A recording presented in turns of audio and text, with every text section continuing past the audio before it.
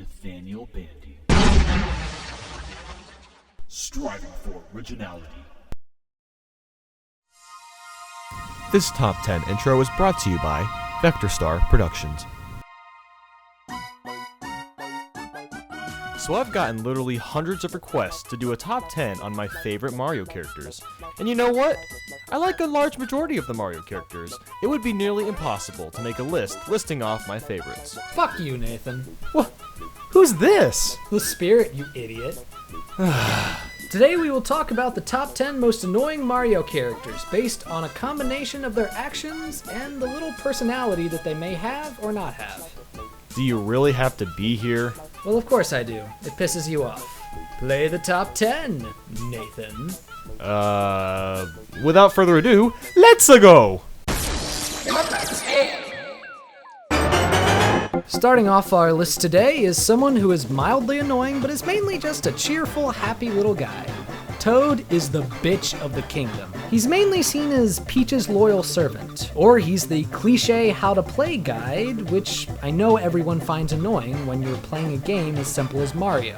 What's really bad is that even in the Super Mario RPG game, Toad had the chance to receive real character development, but that didn't happen. He's instead a how-to guide again and also gets kidnapped twice. Toad can also be found at his most annoying when it comes to the original Super Mario Bros. What is Toad's main purpose in the game? Well, it's to greet you at 7 of the 8 castles to tell you that Peach is in another castle. Playing through this game for the first time is not only a slap in the face, but don't any of the Toads have any sort of sense of direction? Like, couldn't the first Toad have just told Mario or Luigi where Peach actually was, and instead of leading him to another castle with another geographically confused Toad? With all of these annoying traits, is he really worthy of his own game that's coming out on the Wii U soon? I'm not too sure on that. But at the same time, I feel kind of bad for the little guy.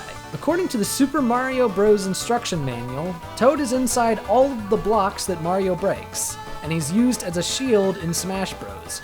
Perhaps Captain Toad will reveal a new side and bring glory to his character. One of the newer Mario characters that's been getting more popular recently is Nabbit, and to be honest, I can see the appeal. This thief looks adorable whether you like to admit it or not. He's even got a nice little handkerchief that looks very similar to Bowser Jr.'s. I'd almost say that they're the same person, but I don't think Bowser Jr. could fit into those shoes. Anyway, Nabbit being an item-stealing thief defines him as a pesky little brat that you have to chase down every once in a while. He reminds me of one of those bunnies you have to catch in Mario 64 and Mario Galaxy. In some instances, he's almost as hard to catch as those bunnies were. If you use a star at the beginning of the level, he isn't that hard to catch, but if you have nothing on you, he can be quite infuriating to grab. Another interesting thing to note is that if you wait too long to collect an item from a chest, he'll sneak in and steal your item. And from the looks of the Mushroomy Kingdom stage on Smash Bros. For the Wii U, he will flat out catch fighters and keep them in his bag temporarily. What a prick. Number 8. Oh goody, let's talk about a one-time host from Mario Party. Some of them in the past have been admittedly okay, but when it comes to the one from Mario Party 8, MC Bally suffers from being obnoxious. The dude must live off Monster energy drinks and Red Bull. He's got a ridiculous amount of energy. It's not that the energy is a bad thing, it's just the way he uses it. This guy is basically one of those hosts you find at carnivals that try to pressure you into trying out their activity. And you're just thinking, no dude, I could care less about your stupid game. That's pretty much MC Ballyhoo's character for you. An annoying carnival host who's pleading for money. Thankfully, his co-host Big Top isn't quite as bad. He's actually kind of calm when compared to MC. One thing that I have to mention is that he says things that are quite suggestive. After Big Top releases his coins for Chump Charity, he states that he's glad to get the load off of his head. That wasn't my concept, this is Nathaniel's. So maybe he just has a dirty mind. At the same time though, I can see how that sounds a bit suggestive. Number 7. The anti-hero of Mario makes this list, and for good reasoning. To start off, his voice is incredibly irritating, and it's hard to listen to. Wario sounds like a whiny little baby with a slightly deeper pitch. It's not very pleasant. And let's not forget, he literally holds in his farts in Smash Bros. So he can fart on others! What the hell is his problem? Have you ever had one of those friends that holds in his farts and then gets as close to you as possible and lets her rip? That's Wario for you! And on top of that, he sucks at name-calling. In Wario's Woods, Wario tries to make fun of Toad by calling him a shroom. Ooh, yeah, you sound so cool, dude. You sound just about as cool as the guy that listens to music with the laser scope. Frickin' poser. If you pay attention to Wario in any of the sports titles that he's in, have you ever noticed how much of a sore loser he is? He gets downright pissed and upset when he loses. I mean, geez, it's just a damn game. There's one thing we haven't mentioned yet, though. Wario's greediness. This man is so greedy that it's gotten to the point of just becoming utterly ridiculous and tiresome. He will do anything and anyone to get his garlic-smelled hands on cash. Wario has been greedy since he was a baby. He somehow possessed a magnet to steal money from others. Where are the parents, if I may ask? And on top of that, he has a series of games that revolve around money and stealing it from others. He doesn't just knock out his opponents, he robs them dry too! He has stolen so much cash that in Wario World, one of the jewels come to life and kick him out of his own house. He's even made allies with Mario and Luigi in Super Mario 64 DS to save the princess, but was most likely there just to steal the princess's money. Perhaps being so greedy is more of a douchebag trait, but I consider it annoying because it affects those surrounding him in ways that would just be irritating. Number 6. If there's one character that's easily forgettable, but constantly used for spin-off Mario titles, that would be Princess Daisy. She's pretty much a more pathetic version of Luigi. She plays second fiddle and has never had a big role in anything aside from one game, Super Mario Land. That big role was just to play as a damsel in distress. Now, just because Daisy isn't that important doesn't mean she doesn't have a standard of herself. In Mario Party 3, she claims to be the owner of the Beauty Star before the Battle Royale even starts. What an egotistical, vexatious mindset. It's because of this, and her always stating, "I am Daisy," that proves that she doesn't feel noticed and wants attention. Well, Daisy, you're getting attention now, but this isn't in a good way. You're one of the most annoying Mario characters to date. Not only is she a sore loser when she loses at something, but she's also sassy even when she's victorious. I mean, geez, girl, that's really smooth. Even though she owns a cruiser, no one's ever on it, unless they're kart racing, and not because they want to be with her personally. You know it's bad when your character has the perfect opportunity to be a clone character in Smash Bros, but has never been more than a costume change for Peach. That's pretty bad if you ask me. Number 5. He may have only been in one game, but Fanta definitely deserves to be on this list. Basically, if you find a key you need to open a door with, this freaky mask will come to life and will chase you all the way down to Chinatown. The worst part is that you can't even kill this thing. Well, okay, technically you can kill him if you can access stars, but even after killing him, he'll reappear once you enter a different room if you still have the key on you. Why does this mask want the key so bad? I don't know why, but this enemy reminds me of something I'd see in Indiana Jones. Remember in Indiana Jones in The Last Crusade when they tried to take the Holy Grail? Huh, it didn't work. Having to avoid Fanta is a pain in the neck. We don't even know if he has entitlement to the key. I don't see his name on it. Can he just let me do my business peacefully? He flies around in the most strenuous patterns, and it's pretty easy to get hit by him if you aren't really paying attention to where he's going. Thankfully, he's only been maddening in this one game. Number 4. You know what Lakitu is? He's a complete and utter tool. He's so much of a tool that there's even a chart on Mario Wiki showing all the ways he can be used. He is most often used as an enemy that flies in the air and throws crap at you. Might I also mention that he's incredibly hard to kill too? Lakitu is usually so high up in the air that it's pretty much challenging to stomp on, unless you find really high ground and have fireballs at your disposal.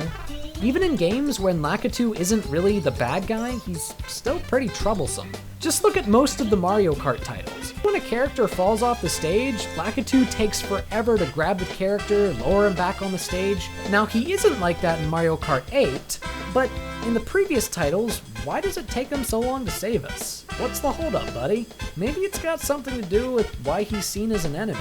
According to Super Paper Mario, one of the catch cards says that he throws spines because someone made fun of his glasses. Dude, could you seriously just pull yourself together and get over it? Everyone gets made fun of at some point. There's no reason to throw spinies at us for a large portion of your life. Thankfully though, Lakitu isn't always bothersome. There's quite a few games where he's actually helpful. Number 3. Things are getting legit now. Bowser Jr. is one annoying piece of garbage. As most irritating Mario characters are, he probably has the most maddening voice out of all the characters mentioned on this list, aside from number 1 on the list. Like, good golly, you have Bowser's genetic traits here, and he's got a deep voice? What happened? I guess whoever the mother was must have had an extremely high-pitched voice. His voice has actually been iconic enough that in Mario Strikers Charged, he screeches at supersonic levels to perform his Mega Strike. I'm sure glad I never got far enough in that game to unlock him, because that screech would make me want to rip my game disc in half. I think the worst part about him is how high of a presence he has on everybody else, even his father. This kid thinks he's such a great leader, and even wears his handkerchief when leading the Koopalings or anybody among that matter. Now what kind of big leader is he really, when he's lazy to the point of riding his clown car everywhere? Is walking really that difficult? Not even Bowser agrees with this. The only reason Bowser Jr. is in Mario Kart Double Dash according to the manual is to improve his bad behavior. And speaking of bad behavior, just look at all the crap he put Mario through in Super Mario Sunshine. His debut appearance was literally being an immature, infuriating brat and leaving a graffiti mess all over the island, forcing Mario to clean it all up. Bowser Jr. is pretty much a big baby, leaving messes all over the place and having this mindset that he's the king of the world. Number 2. Peachy, Peachy, Peach.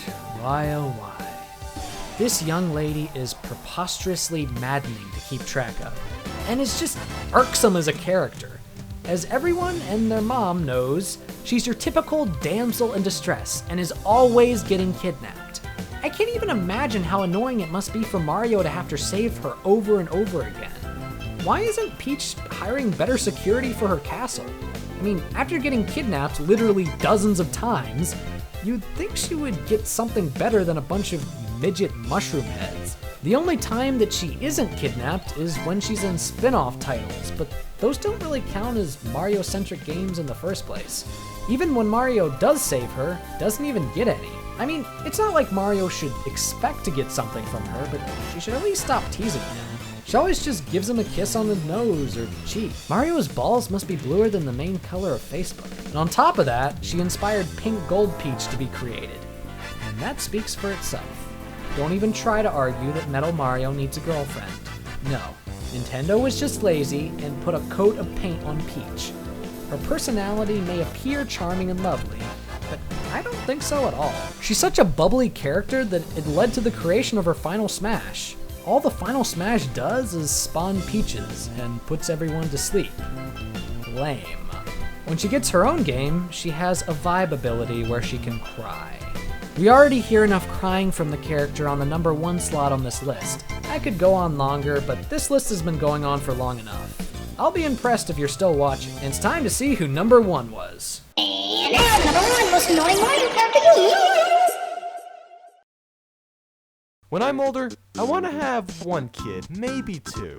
Kids are adorable and will teach me so much about life. I only see 2 disadvantages to having kids. They'll take all my money and diapers and college loans, as well as lots and lots of crying. At least as babies.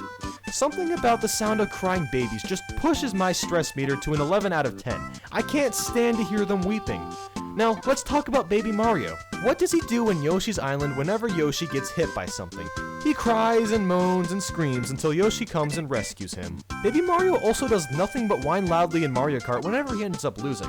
I realize that this is the only annoying trait that he really has, but it bothers my sensory perception so much that it makes number 1 on my list.